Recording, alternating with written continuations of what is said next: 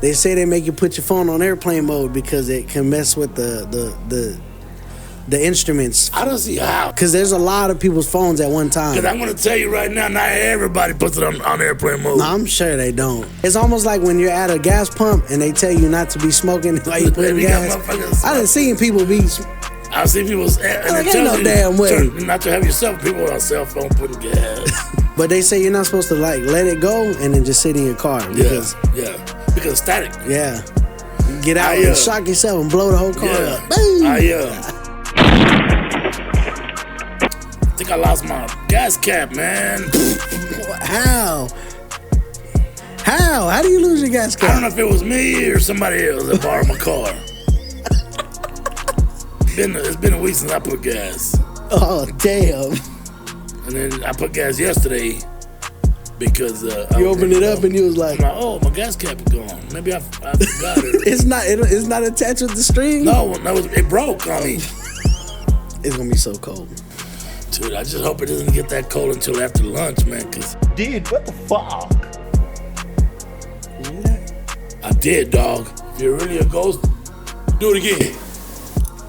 Did you hear that? What was that? Hey, stop talking to it.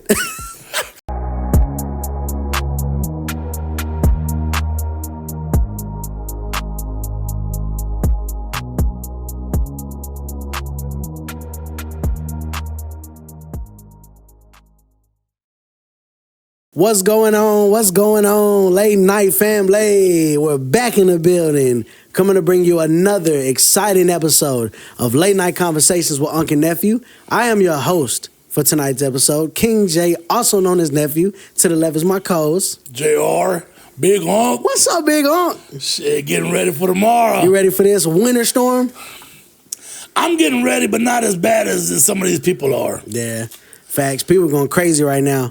Berserk, man. I mean, this is a 2-day event, supposedly. Yeah. And, it's going to get bad. I understand. It might ice over. Yeah. But to the point where you're not giving other people opportunities to buy toilet paper, drink water, hey, man, or... let me tell you something. That, I don't especially understand. my brand, you know. What brand? Well, it don't matter what brand. My brand. I don't like changing brands in the middle of a snowstorm. I don't want to go from Charmin to Scott or from Scott to Charmin, you know. Just be like last episode. Use the Wendy's napkin. Yeah. I got plenty of those. How you raw down there. Yeah, raw. Well, other than that, man, I know we got some bad weather ahead, but tonight we got a good story for us tonight. Yeah. You said it's good. Dog. It usually is. I have no clue what you're talking about, period, because I don't know. I don't want to let you in because this story is going to have a twist in it, some thrills in it. So, bro, let's get ready to dive into tonight's story. All right. It's going to be super good. It's a true crime story. All right. It's good to get back to our roots and see where we're at, man. And this is a perfect story for tonight. All right. So we want to welcome y'all to tonight's episode. Like I said, it's going to be a true crime story. So y'all strap in, and we're about to jump into this episode. But before we do, I just want to say thank y'all for joining us tonight. If this is your first time seeing us tonight, if this is your first time joining the Late Night family, we just want to say welcome to the Late Night family. Welcome to the Late Night Conversations with Unc and Nephew podcast. We hope you enjoy your time with us, and I'm sure you will. But if you do, go ahead and hit that like button for us, man. Wherever you're watching on whatever platform it be, whether it be Facebook, Spotify, Apple Podcasts, YouTube. I mean, we're on all platforms. So wherever you're watching that, hit that like button for us, man. Give us a share. Get us out there to your friends and family. We really appreciate it, especially on YouTube. Right. If you're watching on YouTube, all our YouTube gang out there, man, I want y'all to hit that subscribe button for us and punch that bell right in the face so you get notified every time we drop a video. And that is every 2 weeks now, y'all. Every 2 weeks on a Friday, 8 a.m., y'all. Right. So we just want to say thank y'all again, and let's jump into today's story. All right, Unc. Come on, nephew. I got a good story for you tonight. Let's go. So, before we get started, if you're a fan of stories that slowly pull you in, make you trust the wrong people, and then flip everything you thought you knew upside down, then you're going to want to stick around for this one, y'all. True crime. Because tonight's story begins as a tragedy, but ends as something much darker. The true crime case of a children's author. Oh, okay. The true crime case of a children's author. Of a children's author. So check this out, Hunk. In the small mountain town of Kamas, Utah, I think that's how you say it. Kamas, Utah. Right. There's a type of silence that only exists late at night. It's not peaceful. It's very empty. But on the night of March 3rd, 2022, one house sat quietly beneath the cold sky. Inside that house lived Eric. He was a 39-year-old stonemason. His wife, Kouri Richins, and their 3 young sons. See, Eric was the kind of guy people trusted instantly. He was a very hard worker. He was a family man. He was very predictable in the best way. He didn't party. He didn't take risks. I mean, he didn't live on the edge, man. He was just a straightforward man. Right. He was a good guy, a good family man, which is why no one was worried when he went to bed that night. So earlier that evening, there was a cause for celebration. So he was upstairs. He heard some commotion downstairs. It was his wife fixing some drinks. Right. So he comes downstairs and his wife tells him, "Hey, I got a drink for you. We got a celebration tonight." And he's like, "Really? What is it?" So this man, like I said, was a stonemason and he owned his own masonry. Right. Very successful, man. They lived in a very nice house on a cul-de-sac. One of the nicest houses on the block, actually. Right. They were a very successful family. And so the wife, she looked like the type of mom that was going to be a stay-at-home mom. Right. But after the kids got old enough to where they can hire a nanny, they hired a nanny, and she became a real estate agent. Okay. Flipping houses. She was pretty good at it. Right. So that night she sat down with Eric, and she told him, "Look, my practice just secured a $2 million mansion. Dang. And we're going to purchase this mansion. We are going to flip it and sell it for $3 million." So she was going to make a $1 million profit. Man. So, of course, man, that was cause for celebration. So she took the kids in bed. She made them drinks, one for herself, one for Eric. And it was a Moscow Mule. Do you know what that is? Yeah. Vodka, ginger beer, lime, served cold. And ginger beer, yeah. Strong enough to burn going down. Eric drank it. Nothing seemed off. They went to bed. He was a little tired. He had got a little allergy shot the morning. Yeah. And, the thing about Eric was he was a very healthy man. He would go on 8-mile runs regularly. Dang. I don't know anybody who runs 8 miles. Well, I for sure don't. No, you don't. There are people that I know, dog. Oh, I thought you said you run 8 miles. I was like, dude, I don't even run. I don't even run from the kitchen to my bedroom. If something happened, I don't think I could run right now. These knees might just. Yeah, I'm not gonna look at me. Do I look like I need a reason to run? Yeah, man, he was healthy, man. And so he had an allergy shot that morning, and he said he was feeling a little off, like a little tired. And so, he went to bed. She cozied up next to him. Well, Eric, his wife, Kouri, she heard one of the kids crying, the youngest kid. Right. Kind of having a night terror, it sounded like. So she ended up getting up, and she's like, "Don't worry, I got it. I'll take care of it." So she went to the room. She laid down with her son. And I guess at some point she dozed off. Yeah. So she wakes up, middle of the night, kind of confused, like, what the hell, just in a daze. She gets up, she heads back to the room, and Corey's laying there on the bed. He kind of had kicked all the covers off, and he's laying on his back. Right. So she lays down, she pulls the covers off of him, puts them on her, and kind of snuggles up next to him. And then she notices something. His body felt extremely cold. What? Really cold, huh? So she kind of turned around and pushed him and wiggled him, and, well, he was unresponsive. And how long was she with her son? A couple hours. So it was almost morning time whenever she finally woke up, right. But it was still kind of nighttime. He was cold, man, cold to the touch. And so she, of course, she panics and she calls 911. So the thing is, when the paramedics arrived, they found Eric lying in his bed exactly where he'd gone to sleep. He was already dead. It was too late. When they showed up, He was already dead. He was gone. But as they examined him, something didn't sit right. There was a little bit of blood coming out of his mouth. But there was no other signs of trauma to the head, face, anything. Right. He just looked like he had some blood coming out of his mouth. But he was dead. So there was no signs of a struggle. Like I said, no forced entry, no injuries. And at first, it looked like a sudden unexplained death. Right. And of course, the cops, they're trying to make sense of everything. Yeah. And they're like, well, they're asking the wife, hey, I mean, is he suicidal? Was he suicidal? Was he going through a depression?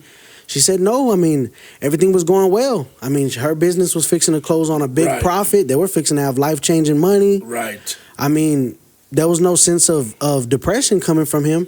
The one thing they did find out was an empty bottle of painkillers next to his bed. Okay. So they were like, man, suicide could be a thing. Right. But of course, the wife too. They're asking her questions. I mean, what's going on? What happened? She's a prime suspect. Prime suspect. Well, at the time, there's not enough evidence to really convict her on anything because there's no signs of a struggle or whatever. So right now, the police is just saying maybe it was either a accidental overdose, or a suicide. It's pretty much what they're kind of coming up with right now. So they end up, that wraps it up. The wife, she's kind of clear for right now, and so they just gotta wait now for an autopsy report. Yeah. So a couple weeks are starting to go by. They're waiting for this autopsy report, and the wife is now having to take care of the kids. Their father is no longer there. Right. The sad part is they slept through the whole night, didn't even know the paramedics were there, nothing. Right. They just had to wake up to their father dead, man. Yeah. So at that time, as a wife, she's doing the best she can, trying to console them. Of course, the little ones don't understand, the littlest one, but the older ones who do understand know that their dad's not coming back. So she starts trying to kind of handle the grief a little bit because she's dealing with the grief of losing her husband. Right. And then she's also dealing with the grief of her sons losing their father. So she's kind of trying to comfort them. And, as they're waiting for the autopsy report, she's coming up with new ways to try to ease their mind a little bit. Right. So what she does is she starts looking for books, for kid books. And she's trying to find a book about grief. Okay. So how to deal with grief. Right. And every book she's skimming through, she cannot find a book that fits like what her kids are going through. Or she thinks it don't. Or she thinks, what would be the best fit for her kids. So she gets this idea in her head that she's like, I mean, if I can't find a book, then I'm just going to create one. She's like, because, so she starts to create a book if you're trying to keep your kids from grieving. Right. So what she does is she starts telling stories, imaginative story about their dad, watching over them during hard times, being there. He may not be there physically, but spiritually he's there in the house with them. Right. He never leaves them. He's always in their heart. So she's making up these little stories and drawing these little illustrations on a board, kind of giving them a little go-to. Yeah. And it starts to work. The kids are starting to kind of accept that their dad is gone, and they're kind of perking up a little bit. So that's what a parent does, to protect their kids. Right, exactly. So it looks like it's starting to work. So she gets this idea in her head, if this book helped my kids, I wonder if it can help other kids. So she actually sits down and writes a full-length children's book about grief. And watch, let me pull it up. But with no schooling on grief except knowing grief. Yes, no schooling, no education. She wasn't like a mental, education. She didn't study for this. Yeah, she didn't study for it. She's just helping her kids get through the grief. Yeah. And she figured, man, if it helped my kids, it could probably help other kids. The book was called Are You With Me? Are You With Me? Yep, Are You With Me? And it's that book right there, and that's their little dad up here. And then, that's one of the boys, and, it's a book, that they were selling on Amazon. And here's the thing, the book took off. I mean, it became popular, and she self-published it, and it caught wind, bro. And people were buying it left and right. She becomes a really good selling author off that book. Right. And so the whole time this is going on, man, of course, the police are still investigating. Well, the autopsy results come back, and it shattered any assumption of what the police had. So one day she's backing out of her driveway, and the police car pulls up behind her. He hops out and he says, hey, we just wanted to get with you because your husband's autopsy report has come back. And she's like, okay. The autopsy report revealed that Eric had 5 times the lethal limit of fentanyl in his system, Monk. And it's crazy. So it was not a trace, not contamination. It was a massive amount. So this wasn't suicide. This was a murder. Now it's looking like this was a murder. Medical examiners concluded Eric died from fentanyl toxicity. His breathing had slowed and then his heart stopped. Investigators were stunned because Eric, according to his family and according to Kouri, he didn't use drugs. Right. He wasn't a drug user. Now, she did say every now and then he would enjoy a medical marijuana a marijuana gummy. Right. Every now and then he'd take a marijuana gummy, but other than that, he wasn't a drug user. Right. He wasn't a... So, man, they were confused, man. They were stunned. He didn't have a prescription for anything that involved anything close to that. I know you can get prescription fentanyl, but it's a small dose. Yeah, it's and it's totally different from street fentanyl. Right. Oh, yeah. Exactly. And so, fentanyl isn't something you just accidentally consume. So police asked the most important question of the case. How did it get there? So, at this point, of course, they don't know who to look at. So the autopsy didn't reveal... It revealed it was in his system, but they didn't reveal how it got in there. They don't know if it was in his stomach, with maybe the drink he Moscow had, Mule or anything. I mean, you got to think. If you buy vodka, it could have been already.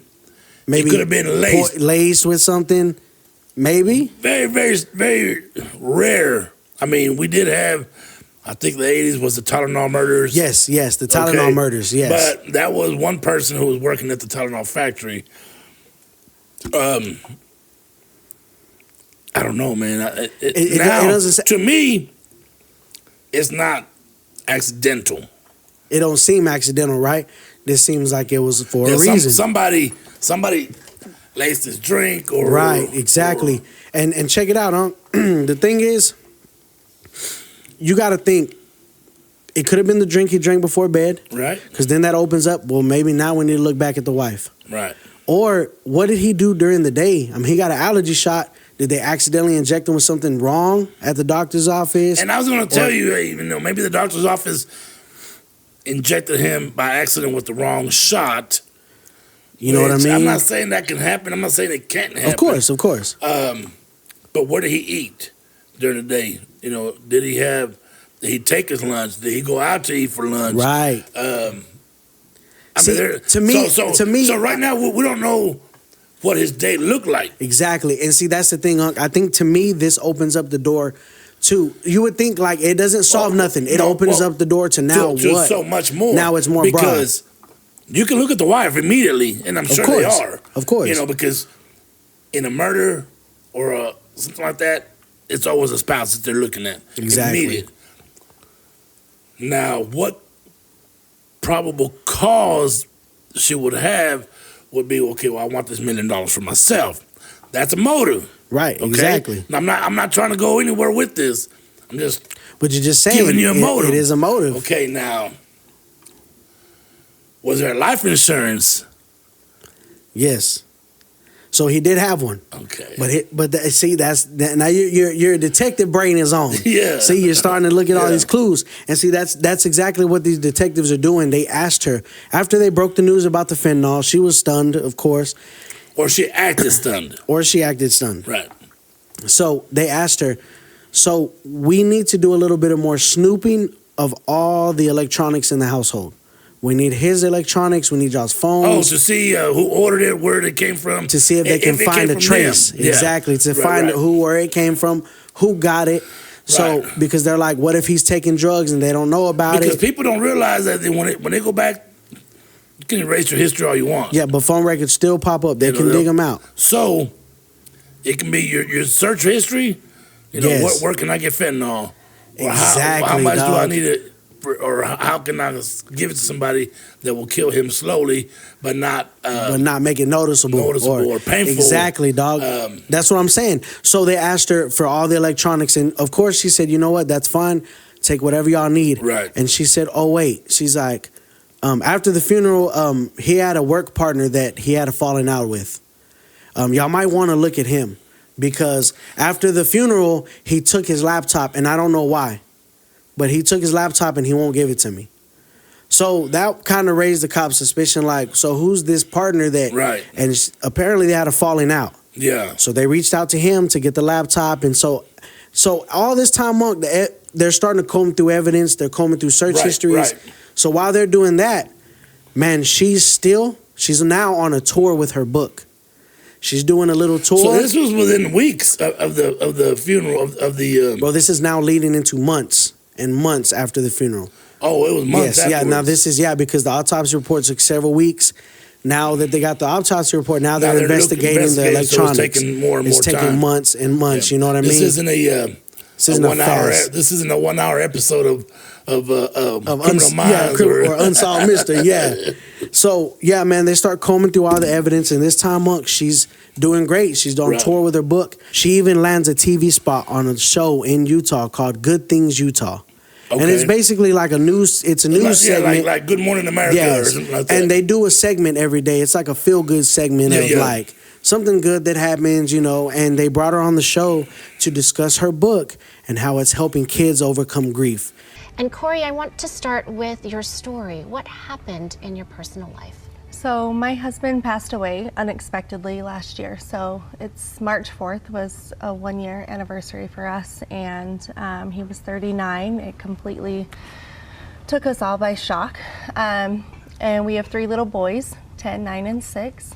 And you know, my kids and I kind of wrote this book on the different emotions and grieving processes that we've experienced last year, and you know, hoping that it can kind of help other kids, you know, deal with this and kind of, you know, find happiness some way or another. And I mean, she's pouring her heart out on the show, and I mean, it's all good. Well, she gets off the show, cameras cut off.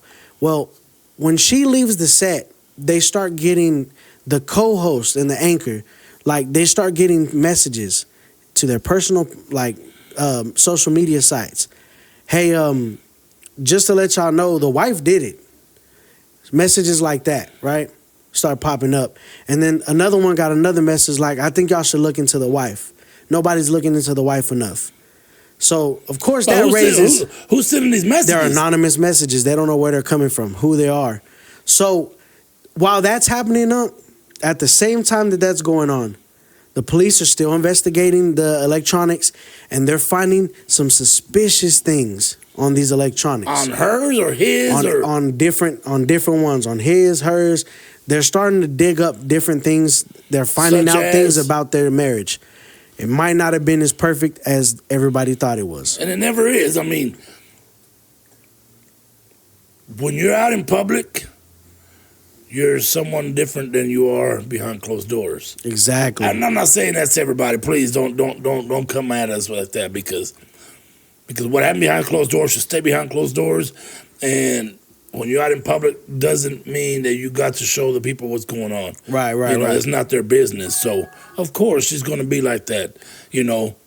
And most marriages, whether you think are perfect, yeah, they're not. Exactly. I've never met anybody who's had a perfect marriage. Marriage takes work. It's not an easy ride. See, the thing is when police was examining all their financial records, a new picture started to emerge. There was debt. They were broke. There was debt that the family had, but he may not have known about it. The husband. So she was racking up debt. So check this out. There was real estate deals that had failed. There was loans that didn't add up, home equity loans that were pulled out in his name that weren't adding up. Documents that appeared altered, investors claiming that they had been misled, and then there was a life insurance policy. So she wasn't a great real estate agent like they thought. Like she made it seem like. So suddenly, Eric's death didn't look like tragic. It looked profitable. Exactly. Right? When you got $500,000 life insurance or whatever it was. Exactly. So investigators traced how the fentanyl could have entered the home. Court documents alleged that someone close to Eric had asked for fentanyl weeks earlier, claiming it was for pain. Eric asked for it?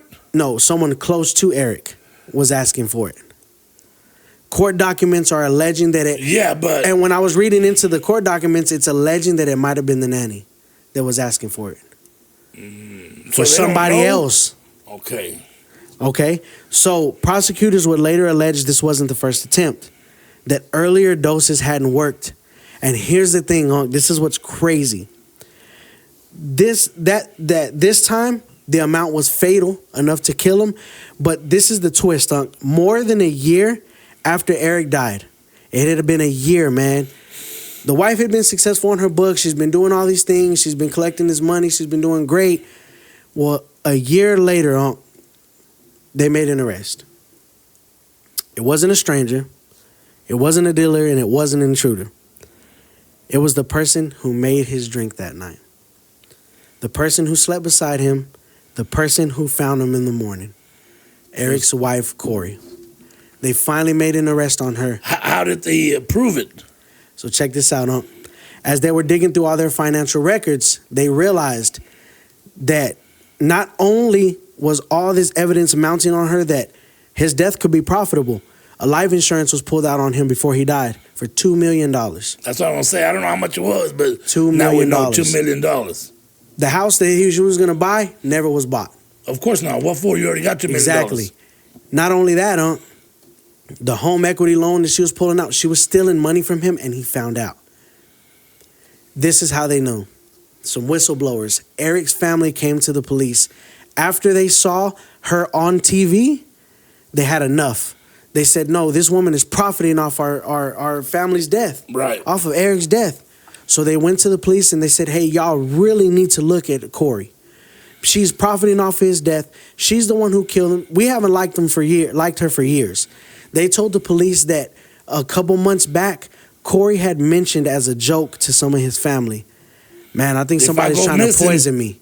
Oh. He said that he's been getting sick a lot lately at the house. He said that he ate a sandwich one day and felt really funny that Kouri had made for him. Wow. And he told his family, jokingly, half jokingly, man, I think somebody's trying to poison me, and if I come up dead, it wasn't me. He had mentioned that to his family, so they told that to the police. And they said, hey, we think it's Kouri. So with that and all the evidence of the mounting debt, the lies, the stealing money from his account. So they ended up interrogating her. They ended up bringing her in and telling her, everything. And of course, she still denied everything. Oh, she's still denying it. But there was enough evidence on her, Unc, from the debt, from the loan that she pulled out. And then on top of that, they're tracing the fentanyl to the nanny. The nanny said it was for Kouri. So they finally made an arrest on her because of all the evidence, all the suspicious activity. 2024? And not only that, Unc, her Google search history. That night, while he was there laying dying, she was searching up on Google how it was like rich people prisons, stuff like that. And she was looking up like about things about fentanyl death and how long does it take to kill somebody on fentanyl. Yeah. She was looking up crazy stuff on Google. You, man, your search history, dog. Dog. So all that mounting on her was enough to make an arrest. Yeah. So they went ahead, man, and they arrested her. And she has been remaining. This is the thing. This case is still ongoing, huh? Yeah. From 2022. It's still ongoing. So they made an arrest in 2023. She remains behind bars as the case is heading towards trial. It's set for February of this year. Of 2026. 2026. So hopefully we can make another video with an update. Yeah, with the update or show the verdict. Show the verdict of what happened. Yeah. So for over a year, no one believed the murder had taken place. No struggle, no crime scene tape, just a drink, a quiet night, and trust in the wrong hands. Because sometimes the most terrifying stories don't happen in the dark. They happen at home. At home. Dog, for a year. How many crimes have we researched or looked at or seen on TV where it's the spouse? It's the spouse. I don't want to say the wife, because it can be either or.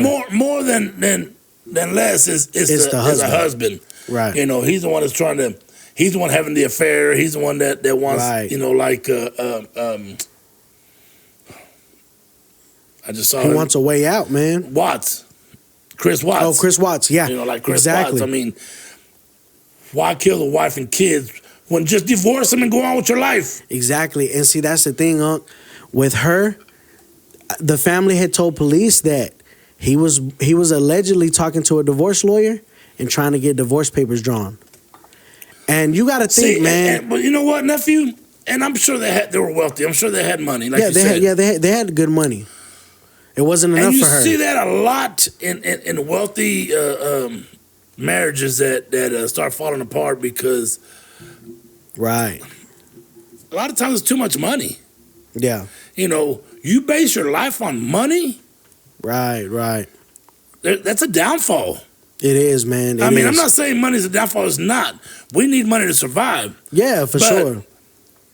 We live within our means. Or try to as much. Try to, yeah. Sometimes we go over and, we're struggle, but we survive. I'm not going to kill anybody over the $50,000 I make. Right. Or the $10,000 I have on my life insurance. Right. Like, the fuck? Exactly. But when you have $2 million life insurance, when you have a cottage in the by the beach, by the lakeside houses, Yeah, you got all this stuff, all this property. This money, it makes you berserk, man. I mean, it makes you think differently, especially if the husband or the wife cheats. Exactly, That's where they take it to the extreme. And you got to think, us poor folks, right, we don't go that extreme. Right, exactly. We're like, hey, let's get a divorce, and then just call it what it is. I'm not going to put you on child support. Yes, you are. Yes, you are. Yeah, dog. But that's the thing, you gotta see it from this perspective. It's like, not only did she try to profit off this man while he was alive, without him knowing, even afterwards, even in death, you know dog. What? But I'm gonna tell you this, nephew. Now, I don't mean to cut in on you. As we talked about this a little while ago. Yeah. But what was her book so freaking exciting that was it because it was made out of spite? See, this is the thing, Unc. That's what I was gonna say. How sick and twisted of an individual do you have to be to write? First of all, to murder your kid's husband. Yeah. I mean, their dad. Yeah. Your kid's dad. And then write a book to help them overcome it. Dog, that's twisted. But how many times have you not seen where priests, school teachers, oh yeah, after school, molesting kids? Yeah, that's true. But are well known in the community. That's true. And then are undercover, That's just as worse as committing murder. Oh yeah. Doing what to do to kids and then like nothing happened. Just keep living your life. Keep living your life like nothing, and that's what she planned on doing. And that's the thing, with the motive, like you said, the money. She was profiting off of his death. Like, dog. First of all, $2 million on life insurance. Look, how crazy does money gotta make you? Insurance is expensive. Oh yeah. I have $50,000 life insurance for myself, for my kids when I pass, right? That's just $50,000. So I'm paying $8 a week. So we're looking at $32 a month just for $50,000. Just for $50,000. Can you imagine for $2 million? We're gonna be paying $400 or $500 a month. And then for her to be stealing from him for so long and him not notice, because she didn't know how to be a realtor. No matter what she says, she was not a good realtor. Yeah. If she had to steal money and make up documents because she couldn't sell a house. And you know what? This is my thing. This is my thing. Business, whatever it is. You got to think. How are you stealing money from your spouse? So that's what blows my mind, because you know what it is. There's so many people that live separate lives. Have separate checking accounts. Yeah, nobody. But at the same time, joint no more. She knew she was lying to him from the get-go that how much she was making doing this. Maybe they did have separate checking accounts. Maybe that's the only reason that she stole from him, because it was separate accounts. Right. But man, you don't notice money come out your account like that? I mean, he ended up finding out. Yeah, but how long did it take? Because, like when I get paid and my bills come out, so I see what I have left over, I don't keep track of what I spend. So by the next payday, I'm like, I look at my account, I'm like, I may be in the red, or I may still have a couple hundred. Right, you know? right. If I have a couple hundred, I'm happy. Yeah, if I'm in the red, I'm like, hey, I know I'm going to pay 3 or 4 charges, because I went over. Yeah, facts, because facts. You're not paying attention to I your don't pay account. attention. Yeah. I should. Rich folks, they know they got money, don't. man. They have accountants. Yeah. But damn, I mean, what if they didn't? Obviously, he didn't. But I mean, it's just, bro, it's so crazy to me that even in death, she's profiting off of her husband's death. Like, she's not the only one, nephew. I'm sure this has happened before, but dog, I mean, this is more recent. I mean, this is, you know what I mean? 2022, 2023. Unreal. And it's still ongoing. In this century right now. Yeah. In the 2020s. To show you that this is still happening, dog. That it can still happen. Exactly. Regardless of what technology or how advanced technology is, because, that's how much I have in my account. Back in the day, we had to go to the bank. If we didn't keep track of our checkbook. Balance of checkbook and... Dog, And you know what's crazy to me, this story is such a twist for me, because when I first dug into it, of course, the way I structure it is, you don't find out to the end, Right. And it has you second guessing the whole time. Right. But in actuality, they were married for a long time. Right. And from, like you said, the outside looking in, it looks like they had a great family. Okay. What snaps, man? And maybe it was the money. Maybe she just got so consumed with the love of money. And that's what it was to me. Because you know what I mean? Here it is. Murder's always going to be around. Murder's been around since Jesus and before Jesus, Yeah. So murder's always going to be there. Motives for murder are harder and harder to come by because it's easier to catch. Right. But there's still people who are smart enough to understand how to get away with this. And she got away with it for a year. Yeah. Okay, I know there's people out there who've gotten away with it for multiple years. Eventually, like, who was I telling? Oh, I was telling my homegirl Sophia at work today. Because we're talking about some stuff. I'm not going to mention what we're talking about. But karma took a few years to come back and hit me in the face. Right. Karma comes back regardless whether it's good or bad. It doesn't matter how good of a person you are. You may not reap the goodness immediately, but when it does, you're going to be like, oh my goodness, it came at the right time. That's good karma. Right. But bad karma is the worst, because you be like, you did something bad and didn't expect anything to happen. And then when a couple of years go by, boom. Something bad I'm having a good day, eating ice cream. What the hell is even that? Oh, damn. Not like that. I was going to lick it, dog. I was going to lick it, but my tongue didn't come out. Oh, damn. I've never seen nobody eat ice cream like that. I just gummed the whole ice cream. I ain't never seen nobody. I was going to lick it, dog. Nobody's ever seen nobody chew ice cream with their lips, dog. My tongue didn't stick out, dog, so I had to gum it. Oh my goodness, man. That's crazy, dog. Man, I done lost my train of thought. That's how you eat ice cream, dog. Don't ever eat ice cream around me, dog. Yeah, she was all excited, just, Police.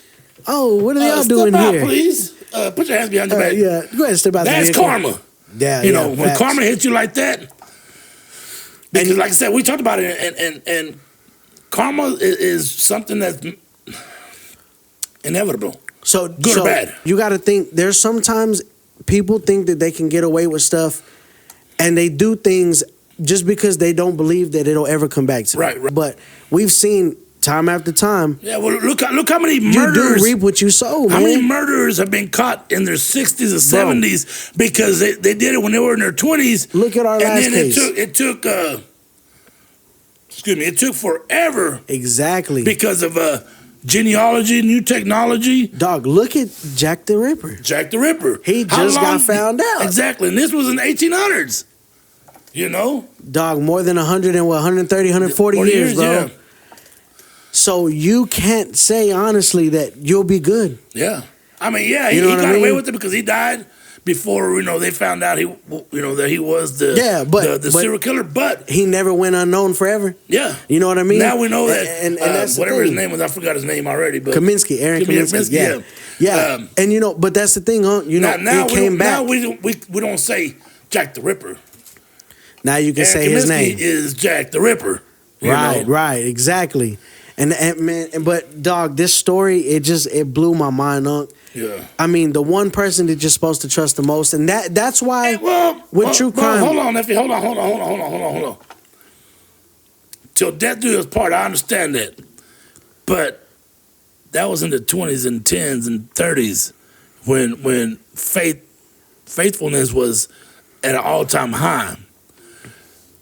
The one that you're supposed to trust the most is the one that usually kills you the fastest. Nowadays, yeah, that's true. But you've seen that over shows, crime cases all over. Of husband and wives, kids. I just saw Clovis, the guy who killed his parents, this past last month. His trial's coming up in January of 2027. What was the actor, the famous the Menendez brothers? But the one that just happened. He was a child star that killed his parents. His dad was a prominent. What was the guy's name? I don't remember his name. But it was all in the news, man. He was like a big time director or something like that. And the kid killed both his parents. I don't remember. He was in the news. I'm sorry, y'all. I do not remember his name. But you see it time and time again. Yeah. It seems like it's always the people that are closest to you that do get you. There's so many stories, and that's a shame, dog. There's so many documentaries, and I just watched one not too long ago. What Did Jennifer Do? Have you seen that one? Mm-mm. So crazy, dog. Gotta watch that. It's on Netflix. Yeah. What did Jen do, or what did Jennifer do? Something like that. But yeah, nephew, you hear it all the time. We live 40 minutes away from Lubbock, Texas. Texas Tech University. Right. And there's so much murders that happen over there that, when I watch the news, because I get up early enough to watch the news before I go to work. And it's just, boyfriend and girlfriend, these kids, man, look at the guy from Odessa, 15 years old. Yeah. He got mad at his girlfriend. She broke up with him, said, I'm going to kill you and your family. Well, he forgo her and went around and killed his mom and the two siblings, man. Yeah, I seen that. And left her. He's 15. It's crazy, dog. And I'm not going to go into the fact about guns. Guns don't kill people. People kill people, right? Oh, yeah. We always discuss that, and we're in agreement with that. I don't believe that banning guns is going to solve of course not. The problem of killing people, because people are going to get guns either way. Either way. You can ban whatever you want. Look at Prohibition times, bro. People still bought alcohol. Exactly. You know what I mean? So it's not like that's going to solve the murder rates. Yeah. It's just that you got to look into, maybe it's because this is my theory, dog. I think maybe, and this is a dumb comparison, but what I'm saying is like, you hear parents say, how come you're so respectful to everybody else, but you're so quick to argue with me? Right. Or even the husband and wife. Yeah. How come you're so nice to all these other people, but at home you're a jackass, Maybe it's because it's easier to do people wrong that are close to you. Maybe because there's that familiarity. And you think they're going to forgive you a lot faster than somebody else will. Maybe. And you know what? And forgiveness is great. Yeah. But sometimes you're like, hey, you went too far. Yeah. Apparently sometimes apparently she went too far and killed him. Yeah, dog. That's the ultimate. Coming back from that. Yeah, ain't coming back. But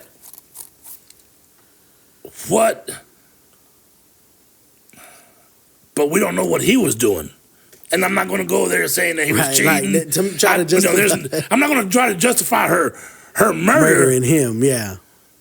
Because he was doing something wrong, because apparently there's nothing there or nothing was said about that. Right. We always want to hear both sides of the story. But his story is dead. Yeah, he don't have a side, you know. Now, if somebody pops up and says, I was having an affair with him, that's different. But I don't see that happening. No, nothing's came out of that, man. Of what you've told me, what I've read, what you researched, he was a good guy. Yeah. He didn't deserve to die. That's everything, bro. Everything that he had everything going for him. She just got greedy. Yeah, that's really, really. You know, one of the 7 deadly sins is greed. Is greed. You know, and it's probably, other than gluttony or sloth, well, they're all deadly. Yeah, sloth. Yeah, pride. Pride. You know, we all have pride. Some more than others. Some need to relax and chill, like me sometimes.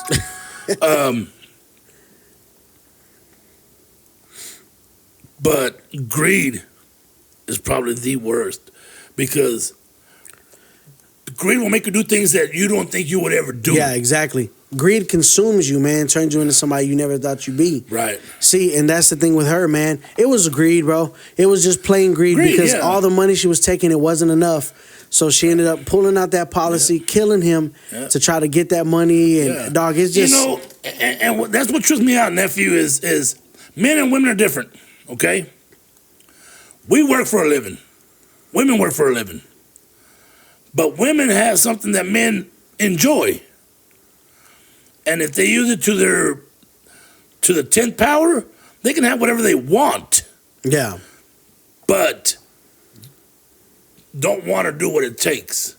Us, you know, if we got to work 24/7, we're going to work 24/7 in order to pay that bill. You know, like you've been hitting that OT, because you got things, you got priorities that are coming up. Yeah, exactly. You know, so that's what you're doing. Right.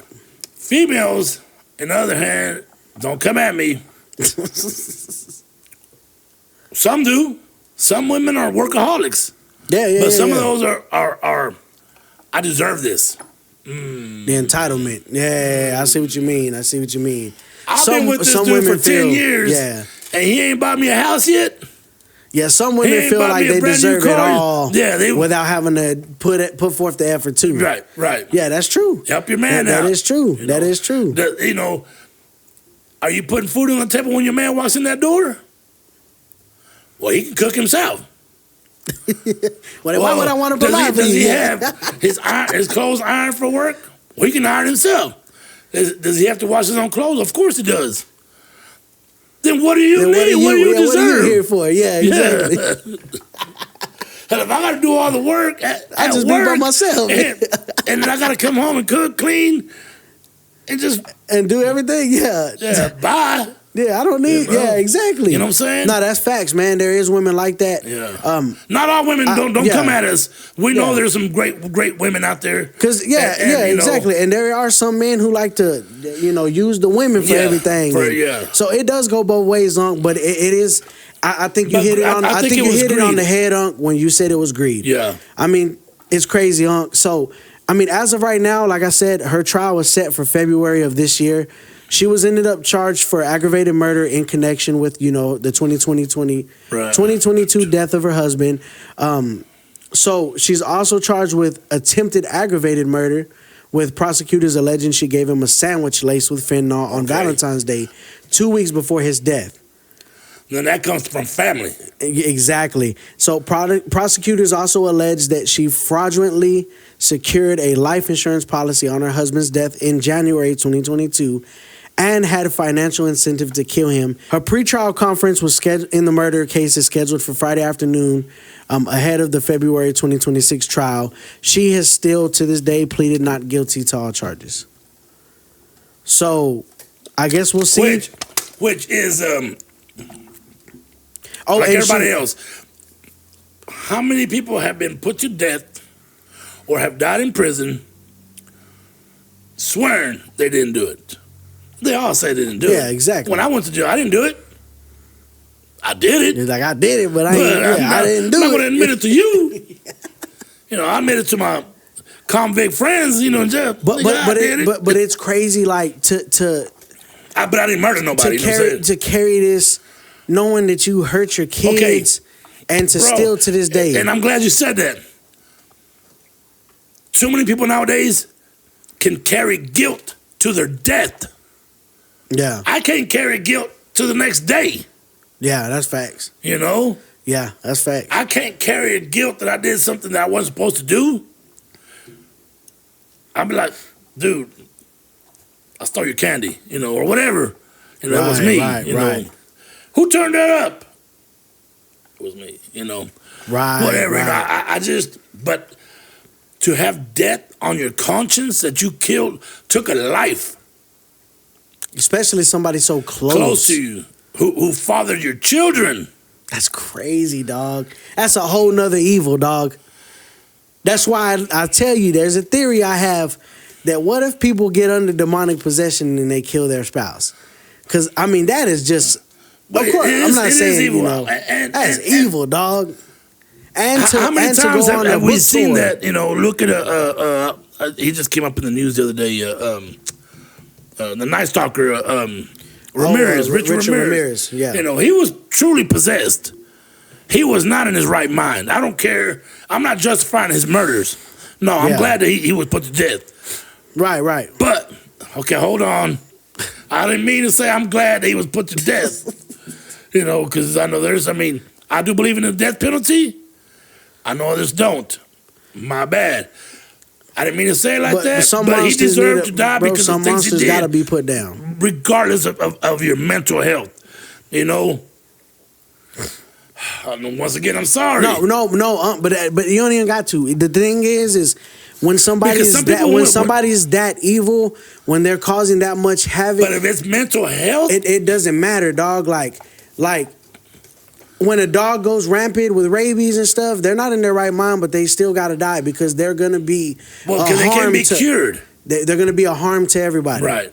So at a certain point, you can cause mental health, or you can say that, bro, there's even been murder cases where people have claimed demonic possession. Yeah. You know, the Warrens actually covered a case where they tried to prove it. Right. You know what I mean? That it was they demonic always try possession. to prove that it's demonic. Everything to them was demonic. Demonic. But yeah, dog. I mean, it's one of those things that it's just a crazy theory that, you know. And I hate the fact that I said that, nephew, that is mental health. No, because we're not saying all mental health is the cause of bad things. We're just saying that some of these serial killers may have had mental health issues, but are evil. But the evil the Night couldn't be Stalker, fixed. you're looking at the Green River Killer. You know, the B2K. You know, these are mass murderers who had no reason to kill. Now we're looking at one female who had reason and motive. Not reason, but motive. Well, to her, it was a reason. Well, she would say that, of course. You know what I mean? The reason I'm going to kill him is because I wanted $2 million in my account. Yeah. And also because he was planning on divorcing her and probably going to take the money. And you know how it go. I'm twice divorced. Walmart. But you got to think, though, dog, this dude was a successful dude. I know. So he probably had something where he could, he had $2 million coming if he died. She got $2 million if he died. Exactly. You know, that's... If you had $2 million, if I put $2 million on you, probably going to kill you, nephew. No, I'm not. I wouldn't do that. I mean, I can't afford a $2 million policy. I barely afford a $50,000 policy. You know? So I can't even put that on myself if I wanted to. Exactly. What? That's crazy. You know? Yeah. If I did, it'd be my whole paycheck every week. Yeah, I wouldn't even make it. I'd be working to die. So I'd be hoping to die soon, just so I get the money. Well, you wouldn't get the money, right. but my kids. Yeah, your kids, you know. But yeah, no, I mean, but yeah, it was a good story, though. But it did take us to different levels of humanity. Yeah, you know, because it takes somebody really out of it to really say, well, try to kill him for the first time and it didn't work. How do you think she felt when he didn't die? This son of a bitch won't die. It was like, you know? like that, like the Austin Powers. Why won't you die? You know. But really though, man, and that's what I'm saying. You know, it didn't work the first time, and she finally succeeded. Him, you know, maybe he's the type of person that don't like to go see the doctors. But if I had fentanyl on my system and I felt so bad, I want to go see the doctor. Oh, hell or the yeah. ER, you know, hey, something's wrong. I just ate something. Maybe it was spoiled. Maybe it's food poisoning. Can you run some tests? It was an expired beef jerky stick. Man. Like I me, can understand a week or two, nephew, but 2 years? Yeah, 2 years is crazy, right? I done went over this, hey, can I have my money back? Yeah, 2 years I need old. something. Man. I need something in Give return. me $5 I can put in the slots over here real quick. But we'll make it up with that. Yeah, tell her. Yeah, we'll be good with that. But yeah, man, dog, we had a good closing point, man. Dude, it was a good episode. It was a good, man. I enjoyed the conversation, man, and it did take us to different levels of us as a human, man. I mean, the different, maybe the her way of thinking, thought process behind it. I mean, it's all fascinating. That's why we're digging the true crime, bro. Because we're like, what would make her want to do that? I mean, of course, we see the money and stuff like that. But the way you told the story, you had no idea. Yeah. Well, when it makes you question in the back of your mind. After she found out he was dead and called the paramedic, now that's the first thing you're gonna look at is what did she do? Yeah, the wife. You know, where was she? That's why I asked you, how long was she with her son? You said a couple hours. You know, so and that was her story. She fell asleep, but she wasn't. Of course, Google not. search showed that she was up Googling crazy stuff. How long is it? When is he going to die? You know, is he going to die yet? but dog, that's what I'm saying. I mean, it takes you through a different thought process of as a human ready to kill somebody. You know, what does it take? Hire for murder. You know, those have no. What is that word I'm looking for? They still want to kill their spouse, but they don't want to do it themselves. Right. You know, that still makes them evil. Yeah, exactly. You know. Yeah, no matter if you get somebody to do it or do it yourself, it's still wrong. It's still on your conscience, you know. Exactly. Or it should be, you know. But like I said, people take it to the grave nowadays, you know. Or like you said, greed will make you do things you never thought you would do. Facts. Greed and addiction. Yep. Facts, dog. The two things will make you do things you don't ever want to do, man. And really shows you how far a human will go for self-pleasure or for their own gain. For their own gain, yeah. It's crazy, You're dog. right, dude. That's the two, you know. Pleasure or what you get out of it. Gluttony and greed. Gluttony. 7 deadly sins. It just falls. Hey, the 7 deadly sins are right. Yeah. I mean, because gluttony is like whether it's eating food or money or you want so much that it's never enough. Yeah. You never feel the void. Yeah. That's crazy, dog. Yeah. Man, well, this was a good episode, I enjoyed man. it, nephew. Before we head out, do you have anything else you want to add before we head out? For these Texas people, tomorrow morning this will air at 8 a.m. Yeah. Texas and all of the Midwest, please be careful. Yeah, facts. Y'all be safe out there. What we're seeing in the news is this storm is a major storm that doesn't come every year or every so often. This is so major that please protect yourselves, protect your animals, your pipes. I was gonna say your plants, but hey, I don't give a you don't give a damn about no plants. They die, they die. You know, but yeah, your animals, bring them inside, please. I mean, it's gonna be so cold. You know, Texas, Midwest, facts. New Mexico. Yeah, exactly, man. Y'all be safe, man. Y'all make sure y'all use y'all good judgment, man. Make sure y'all got what y'all need. Friday look after y'all's loved ones, y'all's elders. You know, just in case the power goes out. Hey, are you okay? Yeah. Yeah, man. So, man, thank y'all so other much. than that, thank y'all so much for sticking with us, man. We appreciate y'all. Like I said at the very beginning, we do want to say that we are transitioning the podcast to a bi-weekly podcast. Right. We're going to be dropping every 2 weeks as opposed to 1 week. We may do this for a little bit. And we may go back to weekly. We're just trying this out to see, you know, what's best for, you know, me and Unks, you know, because we still got a lot going on outside of work. Right, yeah. We both have full-time jobs and families. And you know, exactly, yeah. We want to take some time to give y'all more promotion, more videos. Right. So, yeah, man, but thank y'all so much again for being fans. Thank y'all for all our new subscribers. Welcome to the channel. We hope y'all stick with us for as long as we do this. And we hope to see y'all again. What I do want to say is, let us know what you think of our new logo. A new logo. I think, you know, I want to thank nephew here who came up with this logo. It's so awesome to me, man. Yeah, I walked in his house the other day, and the computer's in the living room that we do the editing, and it was posted up, and I saw it right away before he had a chance to send it to me. And y'all let us know in the comments whether it's even in our Uncle and Nephew TikTok, you know, leave us a comment or something. Exactly. Let us know how y'all feel about it. Thank y'all so much. Yeah, thank y'all so much, guys. We appreciate y'all for coming and sticking with us, man. Thank y'all for joining us for another exciting episode of Late Night Conversations with Uncle Nephew. And until 2 weeks from now, Peace. peace.